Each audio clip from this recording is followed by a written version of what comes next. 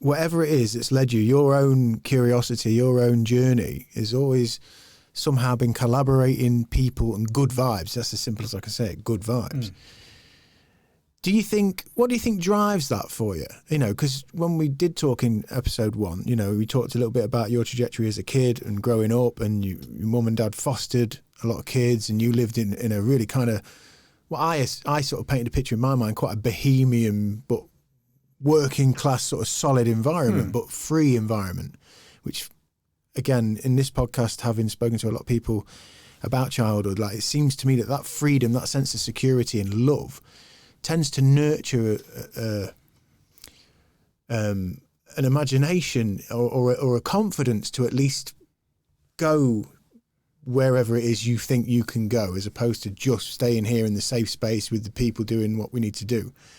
Is there anything that drives you, that you, from internally from yourself, you know, like, are you fixing yourself in some way when you're fixing other people? Because I sometimes feel like that about when when you mentioned earlier about, oh, I've had a great day today, I've done cryo, I did this, I did that, and you kind of feel guilty about it, and you're on this quest and you're doing all these amazing things and sort of hacking your experience. Do you ever have any thoughts about, am I fixing myself from anything, or am I just doing this for positive endeavour? Or? Oh no, for sure. Yeah. No, I'm much better to be around now. It's a fucking nightmare. Right. I'm just a relentless. I mean, Paula left me a few times. We've been together 34 years now, and she, like, when I first started my martial art journey, which was weird, because it was making such a big improvement to my life. She left me because I was just so obsessed with it. I was just doing it all the time, but I was still partying. So you'd see me. I'd drop in at weekends or the odd day in the week to say hello, and I'd be off travelling and training and partying, and fly back from Spain after a training weekend to stop at a party in Luton on the way and come back. So, yeah, I've gone through... And the reason I started training because of a serious mental breakdown, because of what we discussed last time, when you curled up on your chair and looked like Gollum when I was telling you. Go back, check it out. Trust me. If you could have seen it, it was hilarious. Oh, it was so good. It was worth Paula getting shot just for that. Yeah. No, so being shot at in your van, and So I'm definitely started martial arts because I tried different therapies, I tried different things, I met some crazy weird people calling themselves witches. I experienced some really unusual things that I don't know how to explain. A constant, because again, for me, it was, I was at the point all them years ago of, is this worth, how do I stop? I don't want to feel like this for the rest of my life. Yeah. How do I end this feeling of emptiness and paranoia? I mean, paranoia to the point of walking up Lincoln High Street and I'd have a thought, and the whole thousands of people, as far as you can see, all the way up to the Stonebow and beyond, like, would stop and turn and look. Wow. And I get paranoid to that level. And I get that now if I smoke weed. So I haven't smoked weed for 20 years, and I've had it a cut. Maybe I'm all right. Yeah. I have a split, and it's I don't know if it's schizophrenia, personality disorder. I don't know what it is, but I would, if I did that now, if I smoked weed now, sat here with you, your lips would start going, and there would be words coming out, and it would all be horrendous, and it would all be cutting deep, and like really. So I'm on a massive journey of dealing with lots of stuff. Right.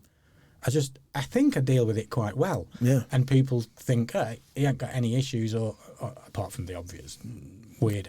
But you know what I mean? It's like, he's confident, and he's, because I will just literally go and say, and like in training, for a good example is I was training recently, and Dom had a problem with something in an area, and I don't care. I'll be like, oh, well, do it to me. I don't know. I'm not the world's best jiu-jitsu guy. I have an understanding of bodies, mechanics, leverage, this, that.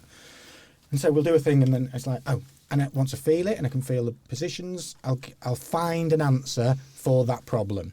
Pretty much 95% of the time. And if I don't, then I contact my coaches. I'm just all right at that. But I have the confidence, if anyone's in the room, to do that. I don't care who they are. My coach, John Will, 5th Dan, 6th Dan now, maybe, BJD.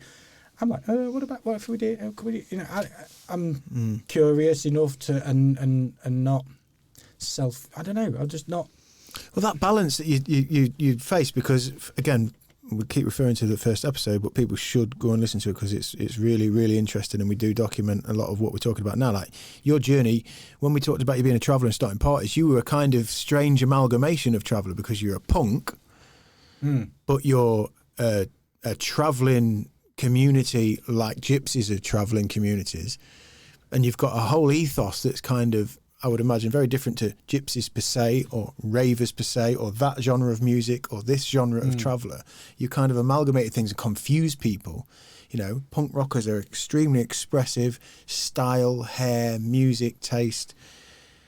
So you invite eyes and thoughts and opinion, and then you that confidence that you've got to, and I've thought about this in my own life when I've looked back at some of my worst behaviour, when I picked on kids when I was at school.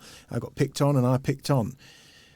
And I can remember some of the kids that I would have picked on. I look at it now and I think, God, that was just a kid who was just brave to stick with wearing that long coat or that haircut or that style. Not going to change him, yeah. Yeah. And back then I'm thinking, oh, I'm one of the jocks. I'm in the football team. I'm one of the lads. And, you know, we're all got the same Adidas whatever on. To that idiot. And actually, yeah, and giving him all sorts of shit and making his life hell. And actually now I think, fuck no, he was brave. He was just doing what he was doing. And yeah, his head was down and he had to walk past us for 5 fucking years. And, you know, we probably made a lot of people's lives. And I think to myself, God, you know, that strength to just be who you are, you know, in the face of the culture and the expectations and the fashions and all those things, that does take a lot. But there seems to be this battle because we're so aware of that pressure, we're so aware of those expectations. And you going through what you went through, a lot of violence, a lot of, you know, crazy stuff, the shooting, you know, to arrive at martial arts. And from there, you know, all of this holistic stuff with the therapies. Obviously, you were vegan anyway, without knowing, you know, necessarily all the science that we know now. Just it was a feeling and something you followed through.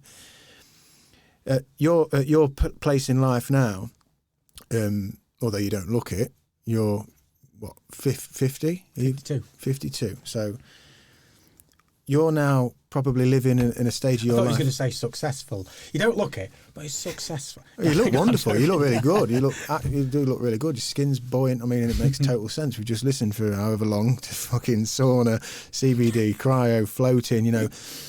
But I think for any listener or viewer at this point in this conversation, they'll hear positive outlook, positive perspective, you know, good vibes, openness, willingness to be wrong, willingness to fucking, you know, I don't know how many times you might self-correct, you say, I might have that wrong. You know, like that is a strength. That's an openness. That's that weird dichotomy I come back to, like that insecurity that we feel, the fear we feel for, are we doing it right? Is everybody, you've conquered that in the sense, as you just mentioned, that people think you're really confident and you've got everything down, and in many ways you are. But it's not to say that you're not. There's still parts of me that dealing with your shit. Still got to push myself through things. I've got to do that now. The more we all understand that, the most confident people that we come across, the most flamboyant people, are still having those moments. There's still shit, piss and cry and wonder and, oh God, you know, we're all doing that. And if we can take that away a little bit, you know, and I think this conversation sort of nailed it on with those little thought processes of, yeah, I'm going to give that a will. Like, you know, there might be a lot of lads who think, oh, go in and float in. You know, lads that I've grown up with, I think that's daft, fucking, what, 40 quid for a bath, you know, like, oh, I'm not doing that. You know, what do you mean you go into therapy? Yeah. The word therapy for some people. Do you know what I mean? But actually doing it and then realising what comes from it, like I say, not just that hour of that nice environment, but like what comes through you. Like you're literally defragging so much of your shit. And then you become a more, I don't know, a broader perspective that you allow to sort of, and then bestow maybe a little less judgment there, or you'll not allow as much judgment to come into you because you're more, I don't know what it is. It's all simple and it's all right there, but we're all fucking scared to death. Yeah. We're all scared to death, of course, aren't we? Yeah. And just going after something. I mean, in the times that we've been in this year, and 2021 looks to be probably the same, where fear and questioning our instincts, questioning our truths, you know, how we feel about what it is we're experiencing, it's going to be pushed to the limit, isn't it? It is, yeah. I really do hope we find a way, like you mentioned earlier, that we can get to the point where cryo and flotation and, you know, wild swimming groups and all these things they do permeate deeper into the culture. A massive step. I think the world would change overnight if everyone just took the attitude, and I really do think just took the attitude of like, I don't know, but I can control this, this, and this. Just them things. I'm going to work on them because all that. Yeah. Really? Yeah.